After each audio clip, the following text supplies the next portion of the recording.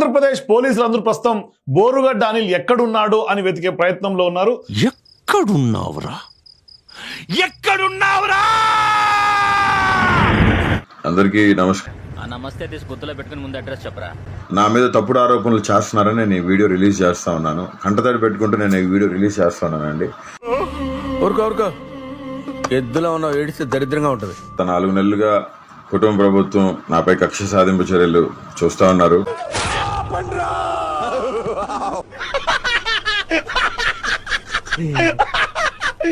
ఇప్పుడు అలాగే ఉంటదా? ఫిబ్రవరి 14వ తారీఖు ఇంటర్మ్ బెయిల్ మీద నేను బయటికి రావడం జరిగింది. నాకు బెయిల్ రాకుండా చేసేదానికి కుటుంబ ప్రభుత్వం పనిన కుట్ర ఇది.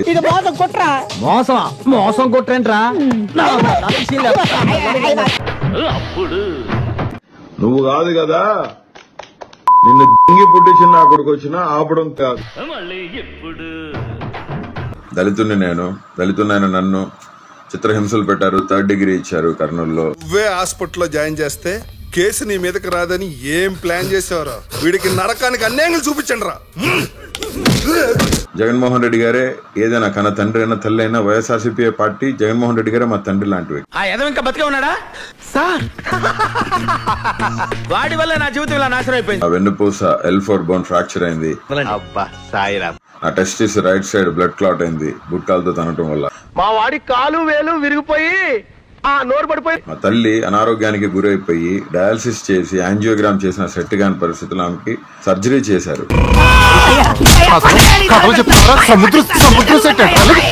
నా తల్లిని నేను ఒక్కడనే కొడుకుని నేనే చూసుకోవాలండి. ఒక తల్లిని ఆ రోజు ఒక తల్లిని కామెంట్ చేశాడు కాబట్టి ఇప్పుడు నా కన్న తల్లికి తండ్రి లేడు, చనిపోయారు. నా తండ్రి చనిపోయారు. మనం కొట్టుకోవాలి కానీ మన అమ్మల్ని మన జన్మనిచ్చినందుకు మన అమ్మ నాయనను మన కడుపును పుట్టిన మన పిల్లలకి ఏం బాధ్యత? మా కన్న తల్లి గారికి బైపాస్ సర్జరీ జరిగింది, ఓపెన్ హార్ట్ సర్జరీ. నన్ను ఇబ్బంది పెట్టి నాకు బెయిల్స్ రాకుండా నన్ను పర్మనెంట్ గా జైల్లో ఉంచాలని చెప్పి నారా లోకేష్ గారు, పవన్ కళ్యాణ్ గారు, చంద్రబాబు నాయుడు గారు చేస్తా ఉన్నారు. ఇప్పుడు నన్ను చంపాలని చూస్తున్నారు. నాకు ఏమైనా నా కుటుంబానికి ఏమైనా దానికి కారణం నారా లోకేష్. కోర్టు న్యాయమూర్తుల మాటలకే కట్టుబడి ఉంటాం. బాబాసాహెబ్ అంబేద్కర్ వారసుడిగా, దళితుడిగా నువ్వు చెప్పకూడదు. ఎందుకు చెప్తున్నా? ఆ మాట నువ్వు చెప్పకూడదు. కోర్టుని గౌరవించాను, అమితంగా గౌరవిస్తాం. ప్రాణం పోయినా వెనుతిరిగే ప్రసక్తి లేదు.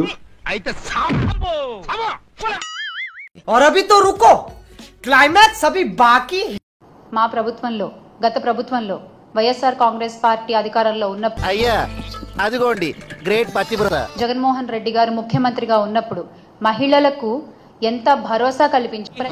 నాతో చెప్తే చెప్పావు కానీ ఇంకెవరితో చెప్పకు, ఎవరు నమ్మరు. ప్రతి అడుగులోనూ ఒక సోదరుడిగా, ఒక కొడుకుగా తోడుండి మహిళల్ని ముందుకు నడిపించిన ఘనత వైఎస్ జగన్మోహన్ రెడ్డి. ఎక్కడైనా చెప్పుకో, నమ్మితే కర్మ. కన్న తల్లి మీద సొంత చెల్లె మీద కోర్టుకోయిండు జగనన్న. అవు ఆస్తులలో ఎందుకురా నీకింద డబ్బు నీ చేతుల్లో? అమ్మ కడుపులో ఉన్న బిడ్డ దగ్గర నుంచి అవ్వ దాకా ఏ వయసులో మహిళలకి ఎలాంటి అవసరాలు ఉంటాయి గుర్తెరిగి గతంలో షర్మిల విజయమ్మతో కుదుర్చుకున్న ఒప్పందాన్ని రద్దు చేయాలని కోరారు జగన్.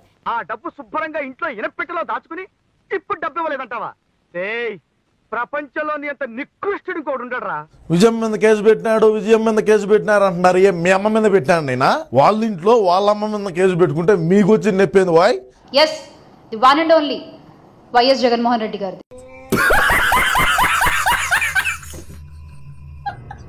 అలాంటి ముఖ్యమంత్రి ఏపీ చరిత్రలో ఎవరు లేరు. ఘంటాపదంగా చెప్పగలను. ఎవరు నోరు తెరిచి ఇది అడగకుండానే మా జగన్మోహన్ రెడ్డి గారు మహిళల, మా ఇంట్లో మా అమ్మ మీద కేసు పెట్టుకునే దానికి కూడా మీ పర్మిషన్ కావాలా? ఏమిటిది పొగడమా? ఇది కదా దార్శనికత అంటే, ఇది కదా మహిళా సాధికారత అంటే.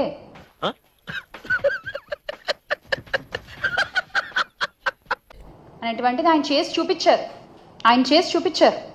ఎవరు అడగలేదు ఆయన్ని. అడిగితే మాత్రం మీరు ఇస్తారండి. ఈకండి అందరికంటే ముందుగానే ఆయన మద్దతుగా నిలిచారు. జగన్మోహన్ రెడ్డి గారి దార్శనికతతో వేసిన అడుగు, కానీ ఆయనకి తెలుసు ఒక మహిళ కోసం నించోవాలి అని ఆయనకు తెలుసు. ప్రతి ఒక్క మహిళలో ఎంత ధైర్యాన్ని పెంచాయో గత 5 ఏళ్లలో మనం చూసాం. గుడి దగ్గర చెవులో పువ్వులు పెట్టుకుని చాలా మంది ఉంటారు, వాళ్ళకి చెప్పుగా. తండ్రి వైఎస్ రాజశేఖర రెడ్డి సంపాదించిన వారసత్వంగా సంక్రమించిన ఆస్తుల్ని వాటికి వారసత్వంతో ఎలాంటి సంబంధం లేదని తేల్చి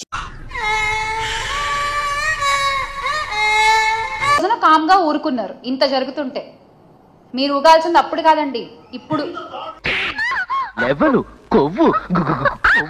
సేమ్ క్వశ్చన్ ఇంకెంతకాలం భరించాలి మేము కూడా?